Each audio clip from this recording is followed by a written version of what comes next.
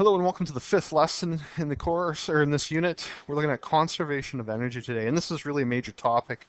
You probably will end up spending 2 or 3 days on the homework, and that's about right, because this is, I would say, what we've been kind of building toward. So I want you to be able to explain what conservation of energy is and apply it to real-world situations. So as you can see in your notes, law of conservation of energy, and this is something I would definitely know for test purposes. States that energy cannot be created or destroyed, all right? But simply changes from one form to another. Energy is never lost, okay? So my example is a falling rock. So if we're looking at a rock, we're dropping it from 10 meters, it's 10 kilograms. So let's say here's my building, here's my ground, here's the rock at stage 1. It'll fall. Let's look at it halfway, and then let's look at an impact, okay? So 10 meters, let's go 5 meters, 0 meters. Okay, so I'm just going to do some quick calculations just to show you and prove to you conservation of energy, then we can move forward. So at the top here, what energy is involved? Well, we know that total energy, falling rock is gravitational, and I will tell you there is, or could be, kinetic energy. Okay, gravitational and kinetic energy. The other ones, the rock's not being pushed, so there's no work. So I'm only going to deal with gravitational and kinetic at this point in time.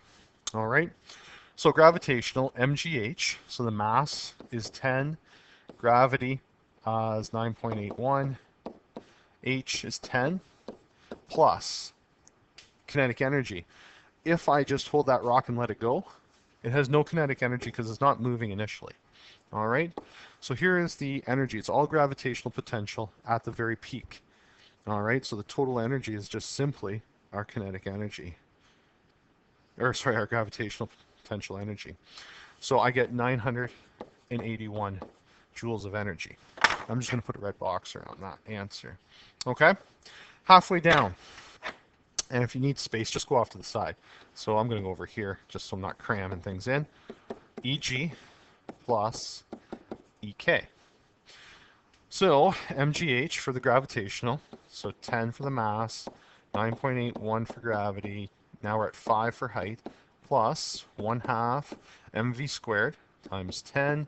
Now my velocity, I've got to figure out my velocity, so I'm just going to put an arrow down, going all over the place here on you, sorry. So I'm going to go down a little bit. So I'm going to use one of our kinematics formulas from the first unit. We're going to look at, we know displacement, we know acceleration, and we know V1.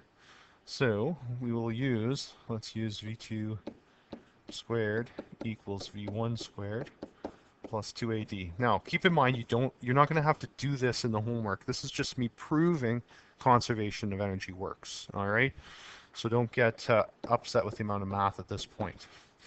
V1 is 0, so it's going to be 2 times 9.81 times, it's fell 5 meters. All right, so if I take the square root of both sides in that calculation, we find out that V2 is equal to, or the velocity that we're interested in, is 2 times the 9.81 times 5 square root, about 9.9 meters per second. Okay, so that's where that comes from. I'll just plug it in here now, and we'll do the calculation. All right, so 10 times 9.81 times 5 gives me 490.5 plus 0.5 times 10 times 9.9, don't forget my square, 490.05. Oops, 0.5. My mistake here, copied wrong. All right, adding that together, so 490.5 times 2 gives me 981 joules. All right, so midway through, this rock still has the same amount of energy. And just to finish this off at the bottom, even though you're going to be able to anticipate it now, plus Ek, I'm just showing you that the math does work. Excuse me. Mass is 10, gravity 9.81, height is 0, so gravitational energy is 0 at the bottom, plus 1/2 mass 10. Now I've got to recalculate a velocity again. So I apologize. Same formula. V2 squared equals V1 squared plus 2AD. You know what? I'm just going to calculate it for you because it's not that important at this point in time. And when I do the math, I get 14 meters per second. Okay. So coming back to what I'm trying to go through and prove to you is that 0 plus 0.5 times 10 times 14 squared equals 981. So there you go. So what we have is the rock is basically transferring energy from EG is being transferred to EK until that gravitational potential energy reaches 0. That's what the conservation of energy is really talking about. So when I go back up here, and this is the key right here, it's not created or destroyed. So we're not adding or discovering new energy. We're not destroying or getting rid of energy. It's changing. Okay, conservation of energy is about energy changing from one form to another. Okay, we never ever lose energy.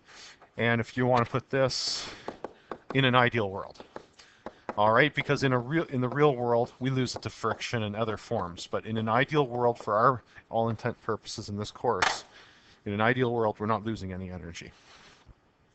So an example. So I have a water approaches a vertical drop.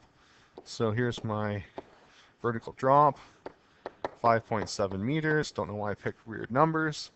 Its average speed is 5.1 meters per second. All right. So that means the water right now is doing 5.1 meters per second over the falls and is crashing down here. So we're talking about each kilogram. So we're going to look at a mass of 1 kilogram.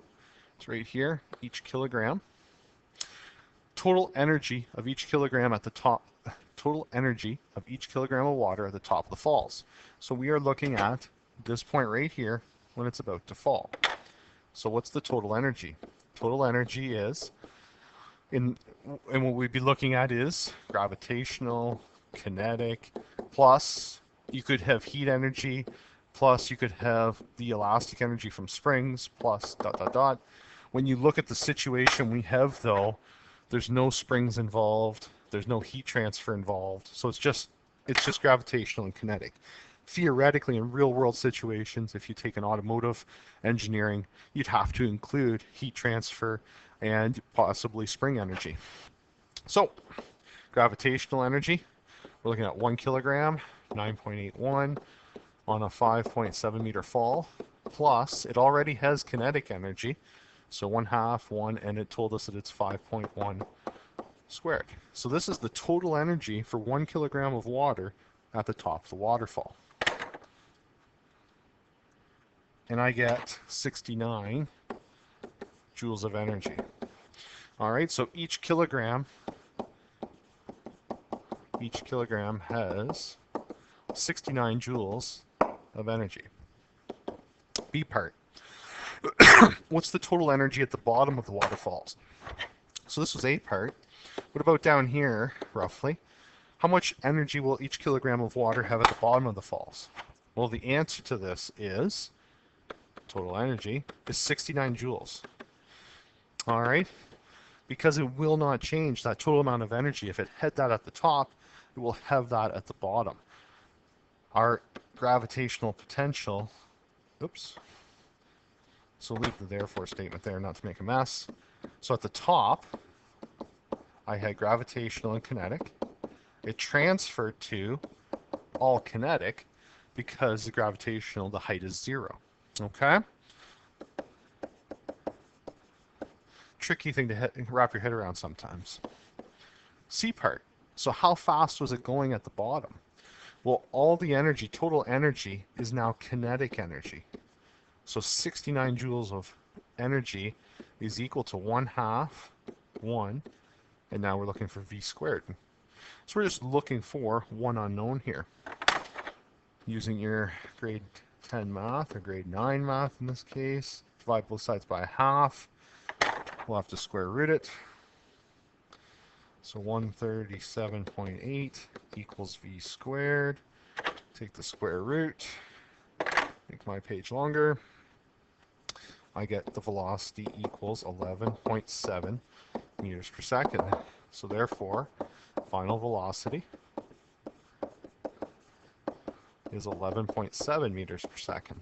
Okay? So that water's picked up energy. I shouldn't say that. Water's picked up velocity from the top. It's now moving at 11.7. Now, it will slow down as it crashes at the bottom here because it's making a turn. There'll be loss of energy due to sound, heat, etc., etc. But again, we're worried about an ideal physics world in this case. Final example. A student shoots an arrow straight up at 30 meters per second. If the arrow has a mass of 0.04 kilograms, answer the following. First of all, it should be a part. Why are you shooting an arrow straight up in the air? It must be some really crazy version of dodgeball in phys ed class, but we'll avoid that for the moment. What's the maximum height of the arrow? Well, we know that total energy, ET, equals gravitational, kinetic, heat, elastic, and so on and so forth. Here again, you ask yourself, elastic energy. There's really no spring constant, no spring information given. We're not heating anything up. So again, we're down to just gravitational and kinetic. So what do we know? I know a whole lot of information about kinetic energy. So at the bottom, so if I draw my crazy person here with the bow and arrow, here goes the arrow. What was the gravitational potential energy? So at the bottom, gravitational potential energy is going to be 0 plus EK. So at the ground, okay, at ground, H equals 0. So that's why that gravitational is 0. So that means that 1/2 the mass times the velocity is the total energy here. When I do the calculations, I have 18 joules of energy. So therefore, the arrow has 18 joules of energy. Now it's going to be converted. The kinetic energy is going to get converted to ground energy or gravitational energy, and when it reaches its highest point, the arrow is then going to fall back to Earth. So for a moment in time, the velocity will be 0. So therefore, energy total equals gravitational. So 18 joules of energy, that's how much the arrow had to start. Mass is 0.04, gravity is 9.81. We can now find the height, how high that arrow went, because the total energy in the system is 18 anywhere, it doesn't matter. And at the top, EK is 0. Okay, so that's equal to 0. So just using, again, our math skills, we divide both sides, and we get 45.9 meters. Okay, so the arrow will get up 45.9 meters. So B part, if you did this inside for some insane reason, the gym ceiling is 15 meters high, what velocity will the arrow hit the ceiling? Gravitational, kinetic. We know there's only 18 joules, 0.04, 9.81. We know the height of the ceiling is 15, plus 1/2, 0.04, and we're looking for that velocity right there. So subtracting this from both sides, I get a total of 12.1 equals 1/2 0.04 b squared. Now I'm going to divide that mess on both sides. 0.04, 1/2 0.04. And that is 605 equals b squared. Take the square root, and we get the velocity is 24.6 meters per second. So it'll hit the ceiling at that point. If you have any questions with it, let me know and I'll give you a hand. Good luck.